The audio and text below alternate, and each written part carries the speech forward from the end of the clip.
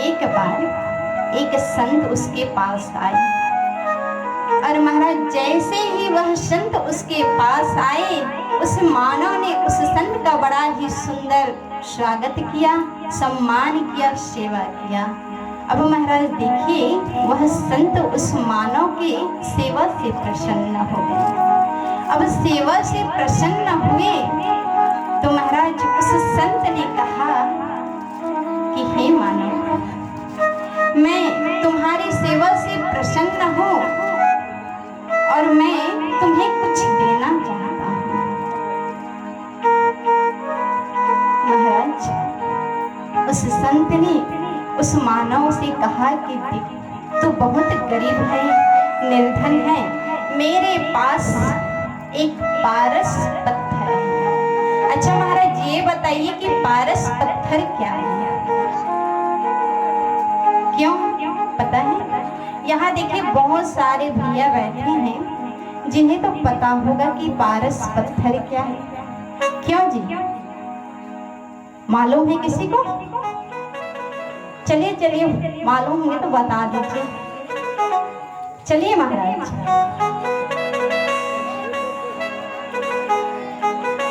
यहाँ देखिए पढ़े लिखे भैया भी बैठे हैं, समझदार हैं सभी, कोई अनपढ़ नहीं है ना। तो आप बताइए कि पारस पत्थर क्या है?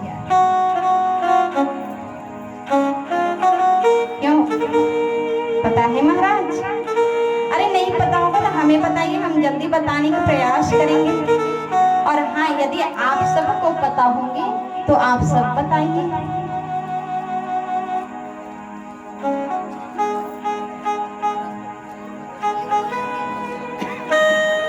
पारस पत्थर है महाराज, पारस मणि।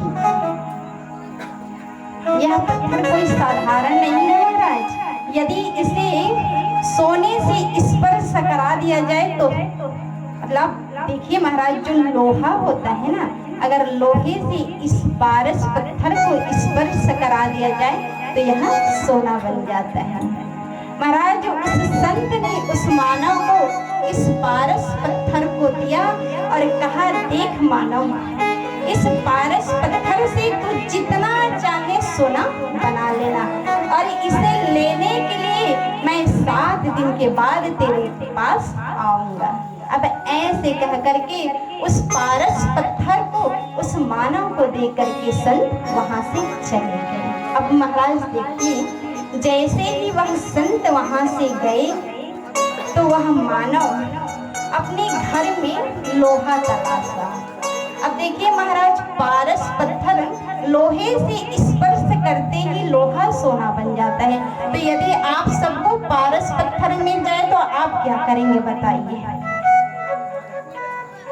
बताइए जी, क्या करेंगे आप सब?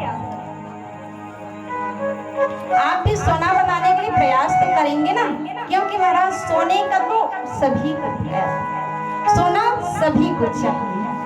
अब महाराज देखिए, वह मानव उस पारस पत्थर को लेकर के जैसे ही उसके घर में महाराज जितने लोहे थे सबको इकट्ठा किए और इकट्ठा करके उस पारस पत्थर से स्पर्श कराए। अब जैसे ही उस पारस पत्थर से स्पर्श हुआ लोहा तो वह सोना बन गया। अब महाराज देखिए, वह मानव तो प्रसन्न। अब महाराज उस सोने को लेकर के बाजार चला गया और बाजार में उस सोने को बेच करके कुछ सामान ले आया। अब एक दिन वह बाजार गया और महाराज जैसे ही वह मानव बाजार गया तो जैसे ही बाजार गया तो लोहे का भाव महंगा हो गया था महाराज। अब लोहे का भाव महंगा होने के कारण वह मानव लोहा खरीद नहीं पाया और बिना खरीदे वह घर को वापस आ गया। अब देखिए, 3 दिन के बाद पुनः वह मानव बाजार गया तो महाराज जैसे ही बाजार गया तो उसे पता चला कि जो लोहे का भाव था वो उससे 2 गुना बढ़ गया। अब महाराज देखिए, वह मानव फिर वापस लौट कर आ गया। अब लौट कर जैसे ही घर में आया तो उन्होंने विचार किया कि कभी न कभी तो लोहा सस्ता होगा, जब लोहा सस्ता होगा तभी जा करके लोहा खरीद कर ले आएंगे। ठीक है महाराज। अब देखिए ऐसे करते करते करते करते पूरे 7 दिन बीत गए। अब कितने दिन बचा? कितने दिन बचा जी? जोर से बोलिए, बताइए। चलिए चलिए, कितने दिन बचा? 7 दिन तो बीत गए, अब कितने दिन बचा? अरे भैया जानते हो फिर भी बता तो नहीं हूँ, आप लोग बताया करो। कोई नहीं जानते, इसमें तो कोई नहीं जानते। कोई नहीं जानते? ओह, सब जानते हैं लेकिन बताइए।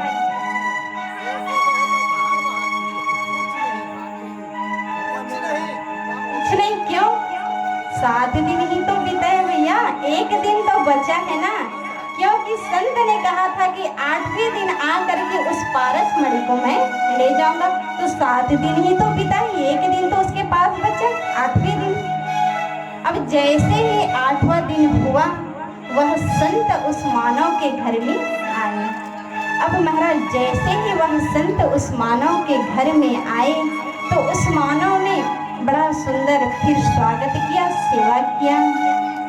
अब महाराज देखिए, जैसे ही उस संत ने कहा कि हे मानव, मेरे कहे के मुताबिक आज 8वां दिन है और जो पारस मणि मैंने तुम्हें दिया था वह पारस मणि को मैं ले जाने के लिए आया हूँ।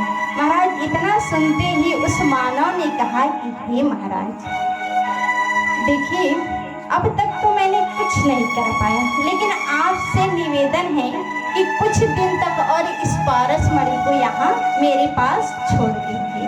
महाराज इतना ही सुनते उस संत ने कहा कि हे मानव, 8 दिन में यदि मनुष्य चाहता तुम्हारे जगह कोई और मनुष्य होता तो ना जाने क्या क्या कर लेता, महल बना लेता, मंदिर बनवा लेता, अच्छा सत्कर्म के लिए धन लगा देता, लेकिन तुम कुछ नहीं कर पाए। और कहा कि देखो, जिसको समय का कद्र नहीं होता वह कभी सुखी नहीं रहता। महाराज इसीलिए समय का खास ध्यान रखना। और महाराज ऐसे कह करके वह संत चला गया। तो महाराज देखिए, समय का बड़ा ही ध्यान रखना चाहिए, क्योंकि महाराज जो समय बीत गई वह वापस लौट कर आने वाला नहीं। क्यों भैया बताइए, समय क्या वापस लौट कर आएगा? बताइए। अजी ऐसे सिर हिलाने से कुछ नहीं होगा। भगवान ने हमें मुंह दिया है, जिह्वा दिया है, तो इससे तो थोड़ा बहुत बात कर लिया करें। क्यों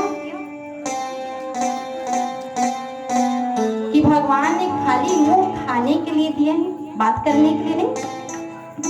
क्यों जी? अच्छा, चलिए, तो समय का महत्व सब समझ गए ना। समय से अपना कार्य करना चाहिए, ठीक है। कोई सभी कार्य है, समय के रहते उस कार्य को पूर्ण कर ले, इसी में बेहतर है महाराज। देखिए, आज भागवत चौक पर हमें सत्संग करने के लिए अवसर मिला। हम आप सभी का तहे दिल से स्वागत करते हैं, धन्यवाद देते हैं। और महाराज देखिए, अब हम जैसे ही सत्संग में प्रवेश करेंगे उससे पूर्व प्रभु नाम संकीर्तन करेंगे, फिर आगे कथा में सत्संग में प्रवेश करेंगे।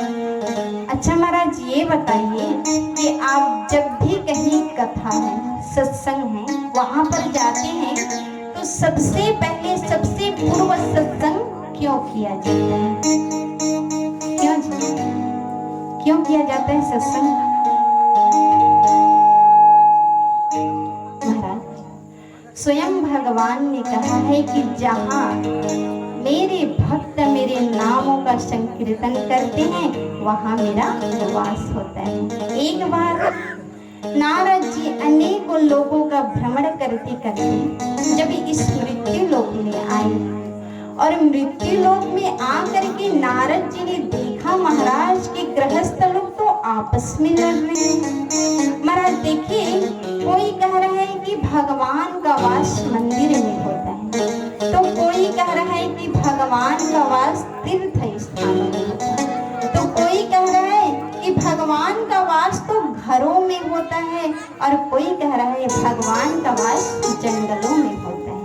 महाराज जैसे ही नारद जी ने देखा तो नारद जी तो आश्चर्यचकित हो गए, और नारद जी गृहस्थ को छोड़ करके जैसे ही संत महात्माओं के यहाँ गया, तो संत महात्माओं के यहाँ जा करके नारद जी ने देखा महाराज, तो संत महात्मा कह रहे हैं कि भगवान का वास तो संतों के हृदय में होता है। महाराज नारद जी वहां भी गए, वहां भी नारद जी आश्चर्यचकित। अब महाराज देखिए, नारद जी सदैव अपने हाथ पे वीणा रखे रहते हैं कि नहीं। और महाराज जैसे ही नारद जी ने देखा तो नारद जी वहां से अपनी वीणा थामी और क्या बोले, नारायण श्रीमन नारायण भजमन नारायण नारायण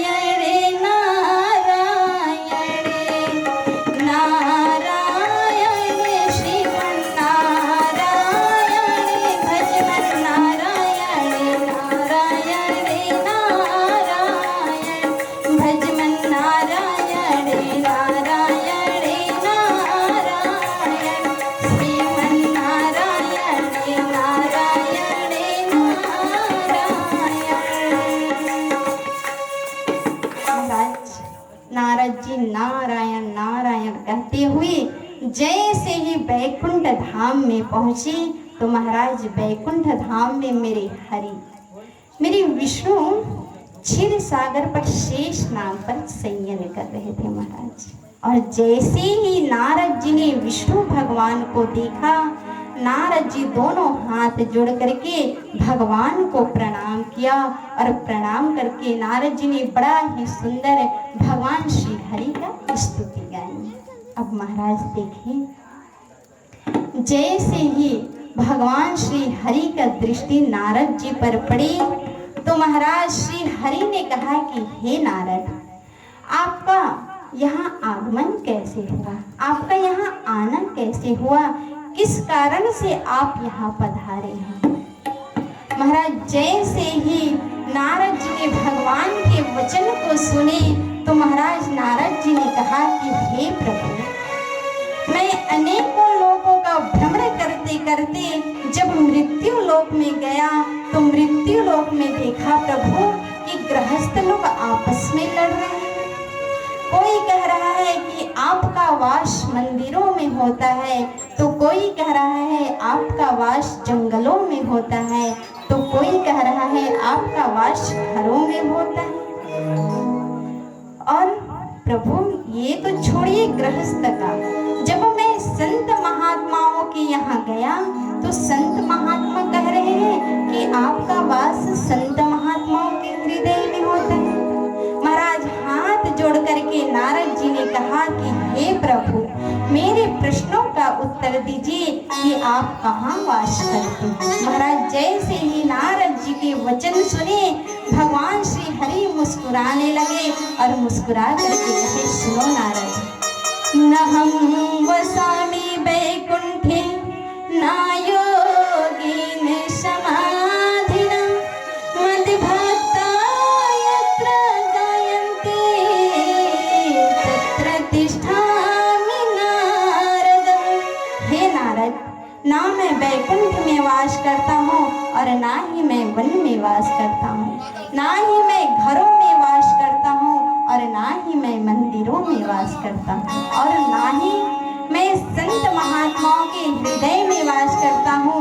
हे नारद, जहाँ मेरे भक्त मेरे नामों का संकीर्तन करते हैं, जहाँ मेरे भक्त मेरे नामों का गायन करते हैं, तत्र तिष्ठामि नारदः।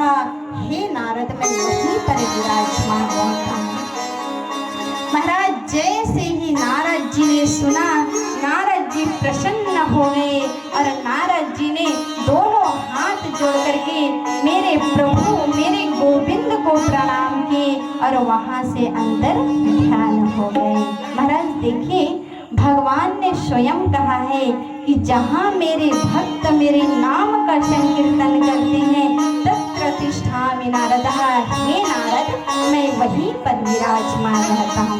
इसलिए महाराज जहाँ भी आप जाइए, चाहे राम कथा हो, चाहे श्रीमद् भागवत कथा हो, चाहे देवी कथा हो, चाहे शिव महापुराण कथा हो, सबसे पहले कथा के पूर्व नाम संकीर्तन करते। क्यों नहीं करते हैं कि नहीं करते?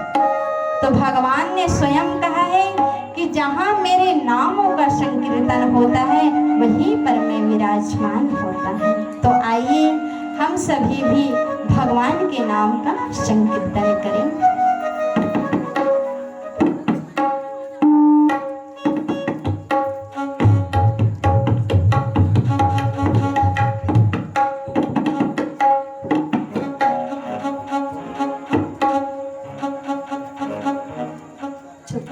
चलिए देखिए महाराज, सभी को ताली बजाना है, क्योंकि महाराज देखिए यदि भगवान के कीर्तन में जो भी ताली बजाते हैं ना, तो जो ये हाथ की रेखा होती है ना, ये हाथ की रेखा बदल जाती है महाराज। तो इसलिए संकीर्तन में ताली जरूरी है।